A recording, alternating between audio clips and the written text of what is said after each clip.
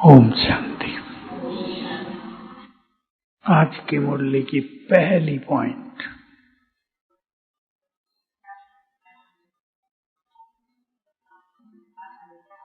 आधी बोल रहे हैं, बोलो पूरी किसको याद है?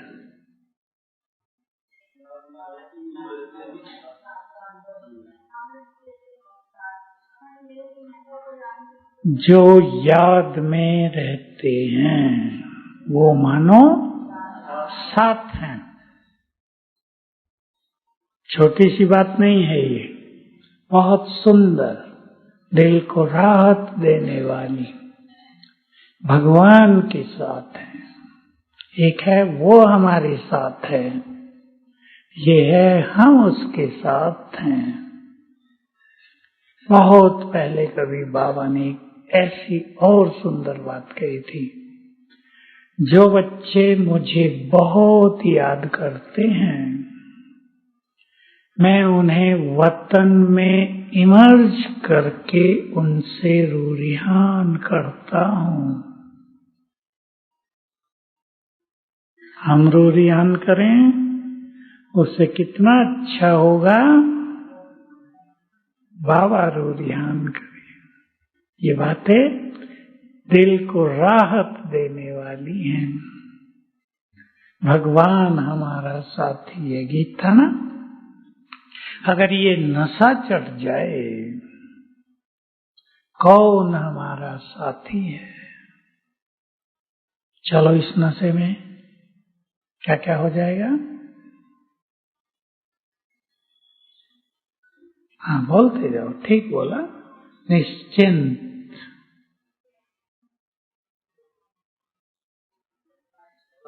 बेफिक्र बादशाह,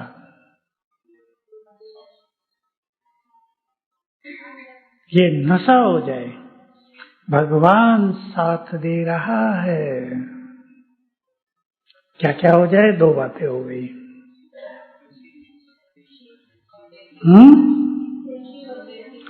किसी भी तरह का भय समाप्त हो जाएगा। परिवारों की चिंताएं जो माताओं को ज्यादा हैं वो रहेंगे। संकल्प कर लो, जिसकी चिंता स्वयं सर्वशक्तिवान करे, उसे अपनी चिंता करने की भला क्या जरूरत है? चिंतन करेंगे इस बात पे, नहीं तो ये सब बातें भूल ही रहती हैं। क्या सचमुच भगवान साथ दे रहा है? क्या विचार है बहनों का? कौन कौन कहते हैं दे रहा? हाथ उठाओ भाई लोग। दे रहा है, रोज इसे याद कर लिया करो, साथ दे रहा है। और बाबा ने संडे की मुरली में कहा था, पिछला, आज भी संडे, मंडे, पिछले संडे को बाबा आया ही है सहयोग देने के लिए। वो सहयोग न दे ये हो ही नहीं सकता।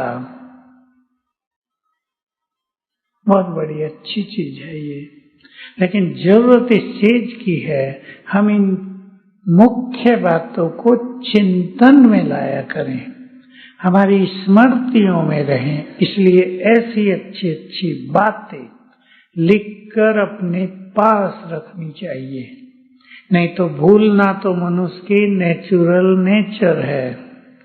रोज सुनते हैं हम, कल बाबा कुछ और अच्छी बात कह देगा तो आज ही भूल जाएगी, फिर और कुछ अच्छी बात कह देगा ये करो तो कल की भूल जाएगी।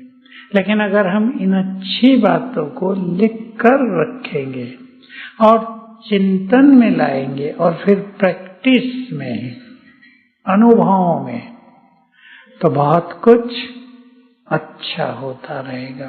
अब हम बाबा की याद में ज्यादा रहें। कैसे? कामकाज की याद ज्यादा रहती है या बाबा की?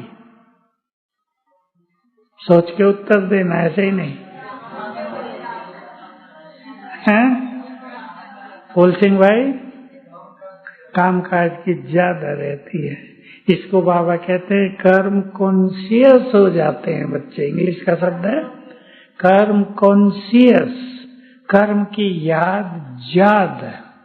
मैं बहुतों को पर्सनली भी एक बात सिखाई कि जब मुरली सुनकर जाते हो, सेंटर पर आए, मुरली सुनी, अब घर जा रहे हैं, तो 2, 3, 4 बातें घर तक जाते हुए याद किया करो।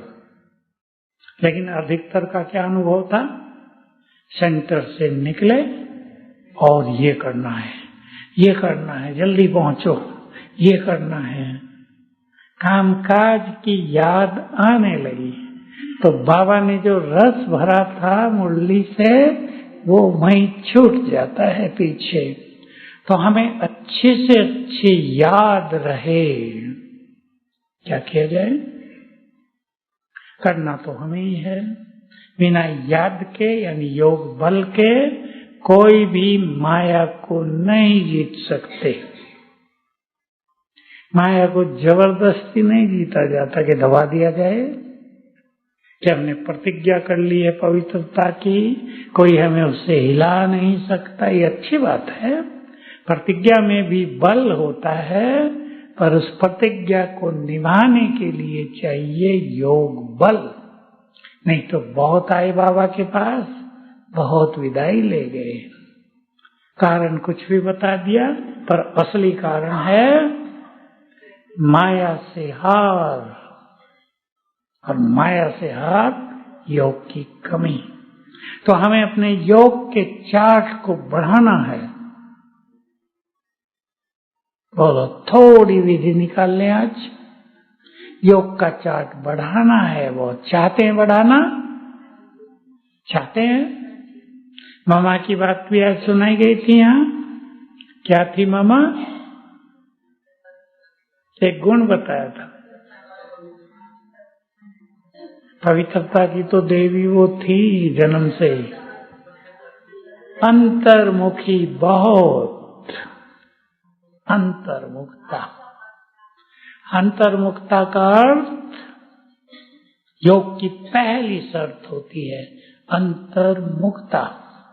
मुख इसको नहीं कहते, ये सारा फेस हमारा मुख है। इसके अंदर बैठी है आत्मा। मनुष्य की भागदौड़ बाहर की ओर है, उसके मन की भागदौड़, उसकी बुद्धि की भागदौड़। वो संसार को देखता है, उसकी इच्छाएं रखता है, उसके कंपटीशन में रहता है, उसका ही सोच रहता है। उसको आत्मा पर ले आना पहला अंतर्मुखता ये है। बाह्य भागदौड़ को आत्मा की तरफ मोड़ देना। दूसरा, थोड़ा चुप भी रहना। कईयों से चुप रहा नहीं जाता। क्या कहा मैंने? ठीक कहा या गलत बोल दिया? चुप रहा नहीं जाता। एक समय था एक का, जब तक हमारे पास दीदी मनमोहिनी थी। सुना है नाम दीदी? योग की शौकीन, यज्ञ डिसिप्लिन। मंडे, आज का दिन सोमवार और गुरुवार मौन चलता था बहुतों का। दूसरा शब्द भी था मूवी। मूवी माना बहुत धीरे बोलना और कम से कम बोलना। कामकाज में तकलीफ ना हो जाए तो धीरे से बोलना, जो वही सुने जिसको सुनाना है। तो बहुत अच्छा माहौल था। एक अनुभव सुना देता हूँ। दादी ने मुरली सुनाई, शांति स्तंभ पे सुनाई। सबने दादी को रिक्वेस्ट किया 1 मास का मौन रखा जाएगा। 1 मास का। जनवरी में कई बार 73 की जनवरी तो बहुत पावरफुल बना दी थी बाबा ने। योग की रेस करा दी थी। जिसका ज्यादा योग का चार्ट होगा उसको इनाम दिया जाएगा 3 को, फर्स्ट, सेकंड, थर्ड। रेस की बहुत अच्छी। लेकिन दादी को कहा मौन रखेंगे सभी और 2 टाइम खाएंगे भोजन। पहला दिन था सोमवार। मधुवन में डीप साइलेंस, कोई नहीं बोल रहा था, मौन माना पूरा साइलेंस रख दिया था। ऐसा लगता था मधुवन बन गया परमधाम और किसी को करने को कुछ काम ही नहीं रहा। काम वही थे जो रोज होते थे, सेवाएं वही थी, लेकिन लगा ये कि तो फ्री हो गए हम सब। पहला दिन मौन में बीता। अब बहुतों से मौन रहना ये साधना होती नहीं। दूसरे दिन कुछ ने चूं चूं शुरू की, धीरे धीरे। तीसरा दिन थोड़ा सा और चूं चूं। 5 दिन चला, फिर कहा भाई अपने बस का नहीं है ये, जिसको रखना रख लो। लेकिन अंतर्मुखता योग की पहली सीढ़ी है। बाबा के बारे में तो बहुत कम सुनाया जाता है। वो कहानियां सुनाई जाती हैं मोटी, लेकिन बाबा की तपस्या की कहानी वंडरफुल है, जो न तो सबको पता और अब वो लोप हो गई, लंबा समय हो गया। ये जो बगीचा है बाबा का, बहुत सुंदर हुआ करता था। ये हॉल भी आधा बगीचा था, अंगूरों की बेलों से ढका हुआ। बाबा की झोंपड़ी खजूर के पत्तों से बनी हुई, ऐसी नहीं जैसी अब है। बाबा के लास्ट 3 वर्ष मामा के जाने के बाद लंबा समय झोंपड़ी में बीतता था, एकांत। क्योंकि पार्टियां तो बहुत आती नहीं थी। 2 बार पार्टियों का सीजन होता था, एक गर्मी में और एक दिवाली दशहरे पर। 1-2 ग्रुप तब आते थे और 4-5 ग्रुप गर्मी में। फिर गर्मी में पानी कम होने लगा तो वो छूट गया, फिर सर्दी में शुरू हुआ। बाबा की गहन तपस्या के लिए शास्त्रों में दिखाया है। कोई भी व्यक्ति जब ब्रह्मा से मिलने जाता था, वो तो कहते हैं ब्रह्मलोक में ब्रह्मा से मिलने जाता था, तो देखता था वो तपस्या में बैठे हैं। और उन्हीं की तपस्या की यादगार महादेव, उनको आदि योगी कहा जाता है, सबसे बड़े योगी। तो अंतर्मुखता पहला, एकांत बहुत ज्यादा। यज्ञ बहुत साधारण था, साधन कुछ नहीं थे। किसी के पास 2 व्हीलर भी नहीं थे, तब तो होते भी नहीं थे, स्कूटर ही होते थे, वो भी वीआईपी के पास होते थे। कार तो जिसके पास हो गई वो कार वाला हो जाता था, बड़ा आदमी है, बहुत पैसे वाला। यज्ञ में कुछ नहीं था, बैलगाड़ी, 2 बहुत सुंदर बैल गाड़ी, बस स्टैंड से सामान भरा, यहाँ लाते थे, सब पैदल आते थे पिछले गेट से। ये गेट ऐसे नहीं थे जैसे अब है, लकड़ी का सिंपल, नीचे पत्थरी पड़ी हुई, चलेंगे तो एक्यूप्रेशर होता था पैरों का, बहुत अच्छा, बिल्कुल सिंपल। चारों ओर की बाउंड्री, पीछे विशाल भवन की तब तो थी नहीं, विशाल भवन भी नहीं था, बाकी आगे की 2-2 फुट की बाउंड्री, भालू आराम से प्रवेश करें। लाइट महंगी होती थी, बिजली, सारे यज्ञ में 4 बल्ब जलते थे, 40 वॉट के, बस दिखे, बस कुछ नहीं। तो साधनों के बिना ही क्या होती है साधना। साधन बढ़ते जाते हैं, साधना पीछे हटती जाती है। एक भाई ने ज्ञान सरोवर में वो बीटेक करके आया, नौकरी भी करके आया, किचन में सेवा में आ गया, कार ली बहुत अच्छी। अब उसका बहुत टाइम कार संभालने में जाना लगा, 4-5 मास में ही बेच दी। चलाने का तो कोई मौका ही नहीं था, जाएगा कहाँ वो। उसको लगा कि ये साधन हमारी बुद्धि को आकर्षित करते हैं, और जब से हर एक की जेब में मोबाइल आया है, तब से तो कहीं जाने की भी जरूरत नहीं, माया जेब में, पर्स में ही रहती है। लेकिन इन सब साधनों से मुक्त होकर ही साधना होगी। जब मनुष्य को खाने को कम से कम मिले, ठंड लगने लगे, गर्मी में पंखे ना हो, तब योग अच्छा लगता है। और एसी चल रहा हो तो सोने का मन करता है। हो गया नहीं? तो ये इलेक्ट्रॉनिक्स और इलेक्ट्रिसिटी समझते हैं ना दोनों सब, बिजली और ये इलेक्ट्रॉनिक्स के साधन, ये सब फेल होंगे, क्योंकि बाबा को महान साधनाएं करानी हैं। जो आप ही कर लिया वो आगे होंगे, बाकी को जबरदस्ती कराई जाएगी। बैठो, जैसे कोरोना में हो गया ना, घर से बाहर नहीं जा सकते। जो कहते थे योग का टाइम नहीं मिलता, अब टाइम है, करो खूब, उनसे हुआ ही नहीं, क्योंकि आदत ही नहीं थी। इसलिए अंतर्मुखी होकर कामकाज को भी करते हुए कर्म योगी बनने की प्रैक्टिस करनी ही होगी, ताकि बुद्धि की एकाग्रता हो जाए।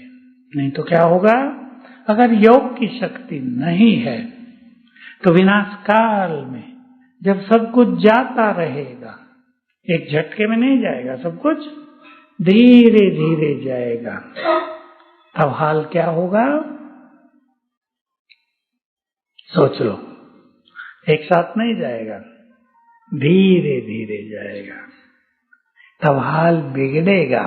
इसलिए योग की शक्ति पहले से ही अपने अंदर भरनी है। बाबा ने एक दिन मुरली में नजदीक में ही बहुत अच्छे राज की बात बताई कि जो महाभारत युद्ध होगी उसको महाभारत क्यों कहा जाएगा, बताओ जिसको याद हो। ये जो राज हैं सृष्टि के, उस महाभारत में वो भरा हुआ था।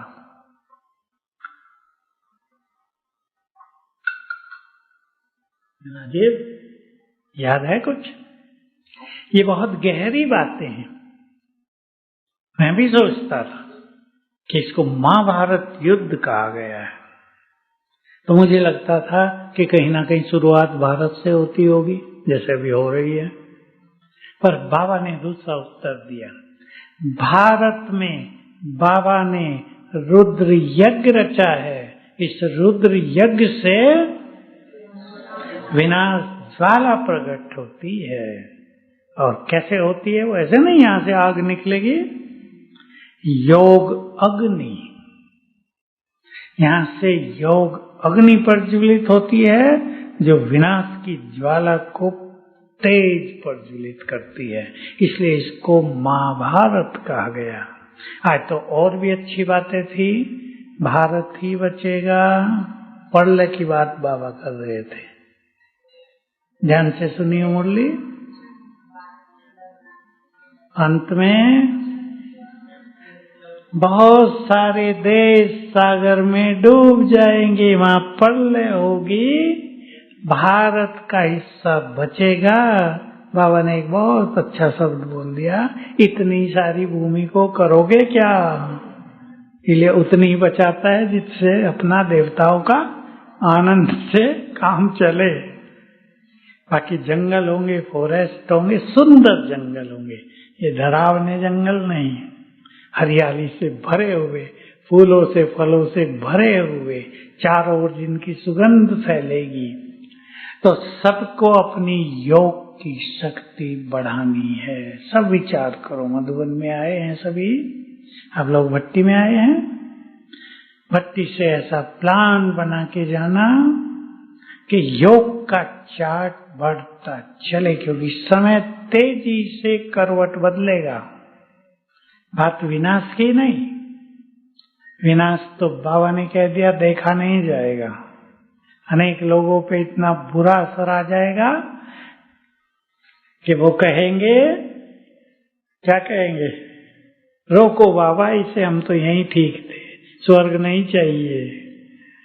बहुत बोलेंगे ऐसे, लेकिन बाबा ने एक चीज और बोली है, मैं सुनाई है कई बार, सबको नहीं पता उसका।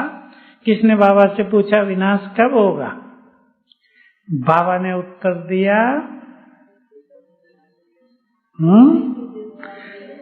जब हरेक इस सृष्टि पे रहने वाली मनुष्य आत्मा भगवान को पुकारेगी कि ये दुनिया रहने लायक नहीं रही है, इसे नष्ट करो, फाइनली नष्ट तब होगा। और आप देखेंगे विनाश काले विपरीत बुद्धि, जिनको मरना है ना वो वैसे ही काम करेंगे, उछलेंगे बहुत, कहीं आतंकवादी उछलेंगे, अपने पूरे देश को नष्ट कराएंगे, कहीं और कोई उछलेगा, देशों को नष्ट कराएंगे, कुछ निर्णय गलत होंगे, देश नष्ट होंगे, लेकिन उससे बड़ा काम होगा कौन सा? जय जयकार का, जय जयकार। हाहाकार के साथ साथ किसकी होगी? किसकी होगी? पहले होगी बाबा के बच्चों की, अंत में होगी बाबा की। बाबा ने राज खोल दिया था, बाबा की प्रत्यक्षता होना माना, सभी कहेंगे ना मेरा बाबा, ये लास्ट सीन होगा। भगवान को मेरा कहेंगे तो उन्हें मुक्ति का वरदान मिल जाएगा, समाप्ति हो जाएगी। लेकिन उससे पहले किन आत्माओं की प्रत्यक्षता होगी?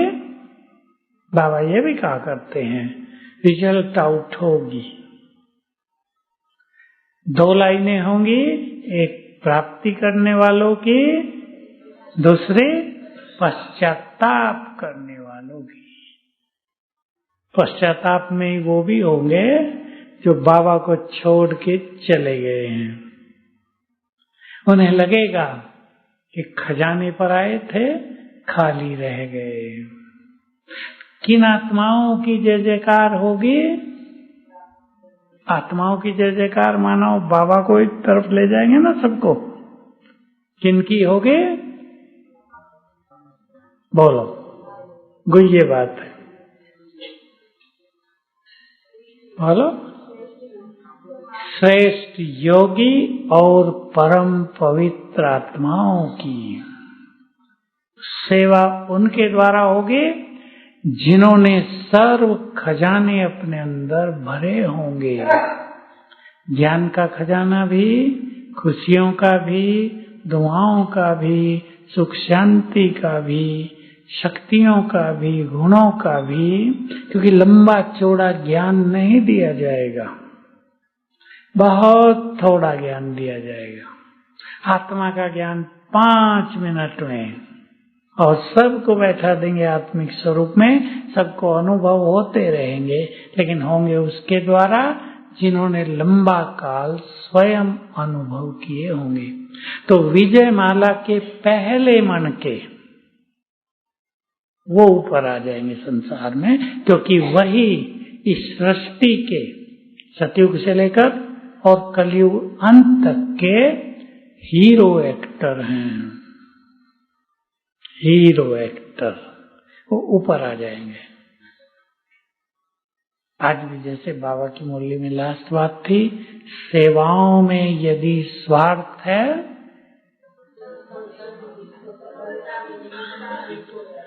तो सफलता में भी मिक्स हो जाएगा, कभी होगी कभी नहीं होगी, क्योंकि हमने सेवाओं में स्वार्थ को मिक्स कर लिया, निष्काम भाव से सेवा नहीं की। तो जो रियल योगी बन जाएंगे, मैंपन से मुक्त, संपूर्ण समर्पित। समर्पित होने का लक्ष्य नहीं कि यहाँ गए छोड़ छाड़ के सेवा में लग गए, वो समर्पण का पहला कदम है। मन बुद्धि समर्पण, सब कुछ तेरा, ममत्व समाप्त। ऐसी आत्माओं के द्वारा बड़ी सेवा होगी। और जो मेरा मेरा करते रहेंगे और साथ में तेरा भी करेंगे, ये तेरा ये मेरा, उनका हाल क्या होगा? वो चक्रव्यूह में फंस जाएंगे। तो जो मुख्य विजयी रतन है, योगयुक्त, परम पवित्र, धारणा स्वरूप, सेवाओं में किसी भी मैं और स्वार्थ से मुक्त, चारों सब्जेक्ट में परिपूर्ण। वो कोई बाबा नंबर नहीं लिख के देगा, वो स्वयं सबको पुरुषार्थ करके उस स्थिति को पाना है, चारों सब्जेक्ट में पूर्ण। योग ऐसा कि ये अनुभूति होती रहेगी बाबा साथ है, बाबा कहा और बाबा दिखने लगा, बाबा कहा और बाबा आ गए। लंबे काल का अभ्यास। तो अंतर्मुखी होकर सभी को अपना अपना प्रोग्राम बनाना चाहिए। हमारा योग अच्छे से अच्छा कैसे हो सकता है, अपनी दिनचर्या में कहाँ कहाँ अच्छा योग किया जा सकता है। बैठ के भी करना चाहिए, कर्म में भी करना चाहिए, सवेरे भी करना चाहिए, शाम को भी करना। शाम का टाइम भी अमृत वेले जैसा होता है, चित्त शांत होगा। आप एक दिन करके देखो, अगर सारा दिन अंतर्मुखी रहा जाए, कर लेना जो भट्टी में भी आएंगे, सारा दिन अगर अंतर्मुखता में व्यतीत किया जाए, बीच बीच में अच्छे अभ्यास किया जाए, तो शाम का योग अति आकर्षक होगा, खींचने लगेगा। जब यज्ञ छोटा था तो इतनी भीड़ तो होती नहीं थी, बाबा का रूम भी खाली रहता था। 4 धाम की चर्चा नहीं की थी बाबा ने, ये तो बहुत पीछे की है, अभी कुछ साल पहले। शांति स्तंभ तो पूरा ही खाली रहता था और हाल में तो कोई बैठता ही नहीं था, झोपड़ी में भी कोई खास बैठक नहीं होती थी, लेकिन चारों स्थान बहुत एकांत के होते थे। जो योग के शौकीन होते थे, हमारे साथ तो होते ही थे 5-7 लोग, तो बैठ के भी अच्छा योग करते थे। इसलिए बैठना भी चाहिए, लिंक बना रहे, एकाग्रता बनी रहे, व्यर्थ न चले। इसके लिए बीच बीच में चाहे 10 ही मिनट बैठा जाए। आप अपने घरों में भी ऐसा प्लान बनाएं। ये नहीं खाली हो गए तो टीवी खोल दी, ये आदत हो गई है मनुष्य को आजकल। खाली हो गए तो व्हाट्सएप यूट्यूब देखने लगे। थोड़ा सा टाइम निकालकर एक अच्छी प्लानिंग करना। यहाँ से दूसरी इम्पोर्टेंट चीज है ज्ञान का बल, जो हमें अनेक तरह के व्यर्थ से बचाएगा, क्योंकि व्यर्थ का भी संसार में सागर लहरा रहा है। कलयुग का अंत आया है और व्यर्थ की कोई कमी नहीं। बाबा के शब्दों में, कोई नोट करते हो आप में से, बच्चे संसार में काम की आग लगी हुई है, इसके गंदे वाइब्रेशंस चारों ओर फैले हुए हैं, जो कमजोर आत्माओं पर अपना असर डालते हैं। इसलिए अच्छे स्वमान की सीट पे सेट रहना, ज्ञान के बल को इमर्ज रखना, यानी ज्ञान की अच्छी पॉइंट्स को इमर्ज रखना बहुत जरूरी है। एक और बात इसमें जरूरी है, सभी अपने से बातें करेंगे और अपना चिंतन खुद करेंगे इस संगम युग पर, जबकि बाबा हमें सब कुछ देने आया है। पता है सभी को, सब कुछ देने आया है। बाबा के महावाक्य, मैं तुम्हें अपना सब कुछ देकर खाली होकर वतन में जाकर विश्राम करता हूँ। सबको चिंतन करना है, बाबा सब कुछ देने आया है, मुझे उससे क्या क्या लेना है।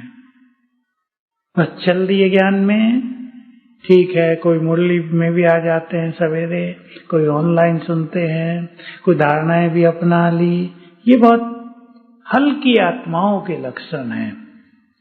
भगवान सब कुछ देने आया है तो मुझे क्या क्या लेना है। हम नहीं लेंगे तो कौन लेगा। देखो सन्यासी महात्माएं बहुत आए, हमसे मिले कुछ लोग, पता चलता है इनके पास क्या है बेचारों के। किसी ने कोई एक शास्त्र पढ़ लिया, उसकी बातें सुनाते रहते हैं। कोई अपने गुरुओं की याद में मगन रहते हैं, गुरुओं की महिमा इतनी कर दी, जहां तक पहुंचना है वहां तक तो किसी की पहुंच ही नहीं है। और इधर बोलो अपनी महिमा करो, भगवान ही हमारा हो गया, हम उसके परिवार हो गए। सोच के तो देखो, माँ कौन है आप सबकी? सृष्टि का रचयिता ब्रह्मा, वो माँ, और दूसरी माँ जगदम्बा सरस्वती।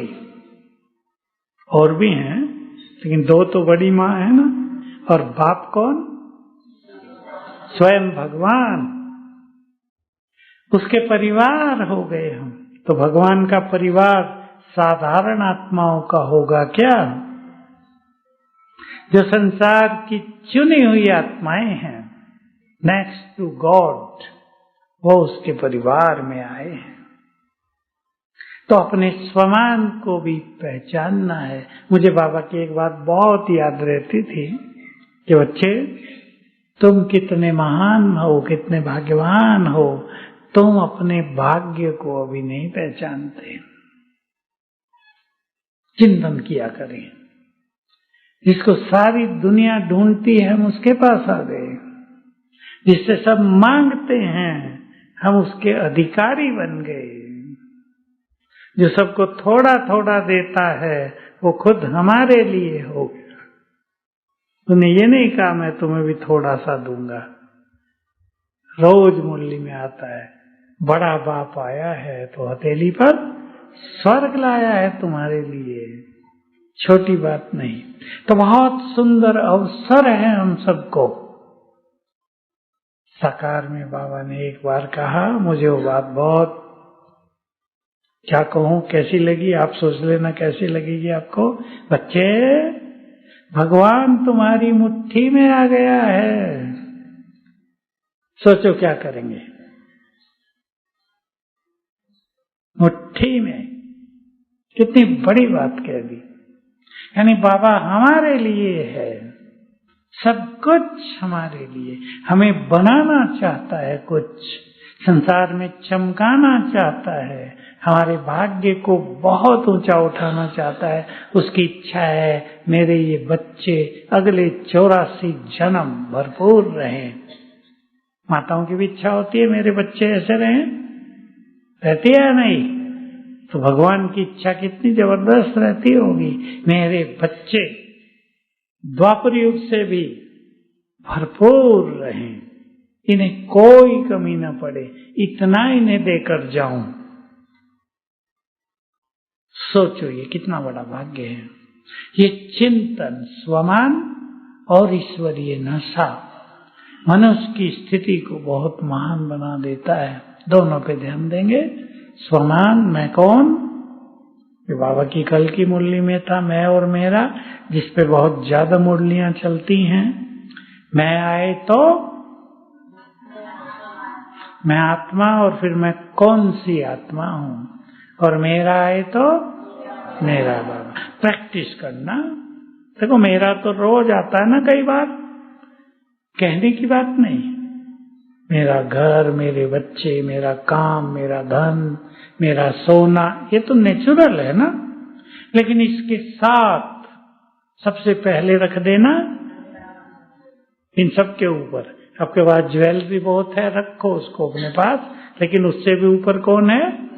मेरा बाबा भगवान, वो मेरा है। मैं ये बात जब नए आने वालों को सुनाता हूं ना, छोटी सी 1-2 मिनट की बात लोगों के दिल में जाती है कि जिसे भगवान कहते हैं वो हमारा माता पिता है ना। सभी मानते हैं, हिंदू धर्म वालों को तो कोई तकलीफ नहीं इसमें। वो हमारा माता पिता है। तब मैं उन्हें धीरे से बैठा देता हूं। अभी सोचो, वो हमारा है। लोग पल भर में स्वीकार करते हैं वो हमारा है, और जब वो हमारा है तो उसका सब कुछ हमारा है। और चौथी बात और बड़ी है, अपनों पर क्या होता है? अधिकार। उस पर हमारा अधिकार है। जो मुझे कहते ना, आज भी वकीलों का ग्रुप आया, बहनें थी ज्यादा, पूछा थोड़ा सा, कहा थोड़ा सा कुछ सुना दो, क्योंकि मैं बाहर था। मैंने ये बात सुनाई उनको, अधिकार, जिससे आंखें खुली सबकी कि इतनी सरल बात और इतनी बड़ी, हम जुड़े उससे। कितनी सहज बात बाबा ने हम सबको कर दी, मैं तुम्हारा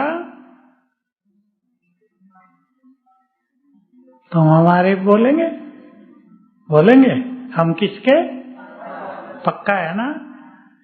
तो इस संबंध को बहुत पक्का करता चले। और मैं आज आप सबको कह रहा हूं एक और बात, इसी संबंध में बाबा को अपना दोस्त बना लो, खुदा दोस्त। सोचो, जो भी आप में से बनाना चाहे, भगवान से दोस्ती करो। लेकिन दोस्ती किसकी अच्छी होती है? देखो, दुनिया में भी दोस्त कौन बनते हैं? समान।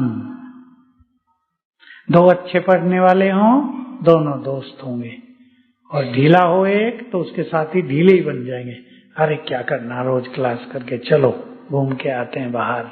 आपके बच्चे जो जाते हैं ना स्कूलों में, वो बहुत ऐसा करते हैं, बाहर चले जाते हैं। दोस्ती वो भी भगवान से, तो किनकी होगी?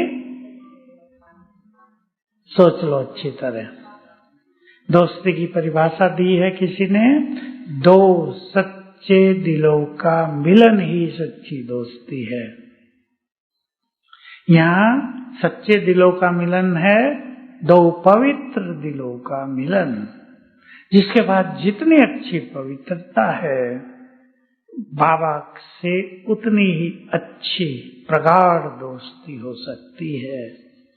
और भगवान से दोस्ती हो जाए तो जीवन की यात्रा का आनंद ही कुछ और होगा। कुछ भी बोझ उठाना नहीं पड़ेगा, सुनवाई होगी हर बात की, जो आप कहेंगे सुना जाएगा, उधर से उत्तर आएगा बहुत सुंदर। जोड़ेंगे नाता भाई लोग, जोड़ेंगे खुदा दोस्त। लेकिन दो सच्चे दिलों का मिलन ही सच्ची दोस्ती होती है। आजकल दुनिया में आप देखते हैं, भाइयों को बहुत अनुभव होंगे, बहनों को भी होंगे। दो बहनें बहुत अच्छी सखी, एक ने बड़े प्यार से कहा अपना क्रेडिट कार्ड मुझे दे दो बहन जी कुछ दिनों के लिए। क्रेडिट, वो बड़ी भोली, क्रेडिट कार्ड उसे दे दिया, सारे पैसे कुछ ही दिनों में खत्म। अब वो कहती है, उसको फोन करती है, फोन उठाती नहीं। मैंने कहा 1 लाख थे उसके पास सेवा में। मैंने कहा तुमने 1 लाख दे के दुश्मनी पैदा कर ली। तो ऐसी दोस्ती चलती है दुनिया में। यही कारण हुआ है कि दोस्ती कायम नहीं रही कलयुग में, क्योंकि सब दोस्त धोखेबाज हो गए, स्वार्थ पे आधारित हो गया। पैसा पैसा पैसा ही सब कुछ रह गया, बाकी मित्रता का और कोई अर्थ नहीं रहा। इसलिए मैं सबको कहता हूं, मित्र बनाओ, लेकिन पैसे के मामले में थोड़ा सावधान रहो। और ये सोच लो, जिसको आप दे रहे हैं वो वापस नहीं देगा। अगर ताकत हो तो देना। अपनों की बात कर रहा हूं, दूसरों को तो कोई क्या देगा। एक बहन ने, बहुत साहूकार हैं वो, अपने भाई को 50 लाख दे दिए, पति के बिना पूछे ही। भाई को, उसको जरूरत थी, अब इनके पास बहुत है, दे दिए। अब ये कहा, उसने कहा था लौटा दूंगा 6 मास में। 8 मास बीत गए, उसको कहा भाई पैसे तो लौटा दो। कौन से पैसे? भाई बहनों के पैसे। भारतीय कल्चर क्या कहती है?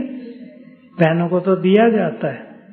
अब उसको बेचारी को अपने पति को बताना पड़ा कि मेरे से गलती हो गई, मैंने दे दी। मैंने कहा कोई बात नहीं, दे दिए ना, छोड़ो, पूरा हो गया, समझो दान कर दिए। पैसा बहुत था, वो भी थोड़ा खुले दिल वाला था, घर में किसी बात के कारण टेंशन नहीं पैदा करना चाहता था। तो देखो, ऐसी दोस्ती चलती नहीं। इसलिए दोस्तों पे विश्वास नहीं रहा कलयुग के अंत में। नहीं तो भारत की दोस्ती से तो इतिहास लिखा गया है कई जगह। दोस्ती के कारण योद्धाओं ने, बड़े बड़े वीरों ने, राजकुमारों ने साथ दिए, बचाया दूसरों को, कुर्बानियां दी।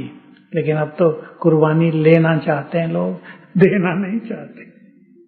इसलिए भगवान से दोस्ती जो अमर रहेगी, और सबको ख्याल रहे जो स्थिति हम अब बनाएंगे उसका प्रभाव द्वापर युग से भी चलता रहेगा। केवल हम 2 युग की प्रारब्धि नहीं बना रहे हैं, पूरे कल्प की प्रारब्ध बना रहे हैं। आपने यहाँ दाता के संस्कार भर लिए, द्वापर युग से भी दाता ही रहेंगे। और जो दाता होते हैं वो माताएं, बोलो माताएं ज्यादा देती हैं, वो भरपूर रहते हैं। हमारे भारत के इतिहास में एक अंतिम सम्राट और हुए पृथ्वीराज के अलावा, उज्जैन के सम्राट हर्षवर्धन, जो इन्होंने इतिहास थोड़ा बहुत पढ़ा वो जानते होंगे। ये सब उज्जैन के थे। विक्रमादित्य भी उज्जैन का राजा था। उज्जैन कोई उज्जैन नगरी नहीं, बहुत बड़ा स्टेट होता था। 5 भाग ही होते थे भारत के केवल। उज्जैन जिसमें सारा गुजरात और लंबा चौड़ा इलाका आता था, उसने नियम बना दिया था। देखो भारत के उन महात्माओं की ये कहानियां हैं, और वो महात्माएं यही हैं किसके पास? बाबा के ही पास हैं। 5 साल में जो कुछ भी उसके खजाने में आएगा वो सब कुछ दान कर देगा। हर 5 साल में वो लगा देता था, दान खुलेआम चलता था, जिसको चाहिए ले जाओ। तो दाता बनेंगे तो द्वापर से भी ये संस्कार काम करेंगे। संतुष्ट रहेंगे, द्वापर से भी संतुष्ट रहेंगे। निर्भय रहेंगे, द्वापर से भी निर्भय रहेंगे। तो प्लान बनाना अच्छा योगी बनने का। ओम शांति।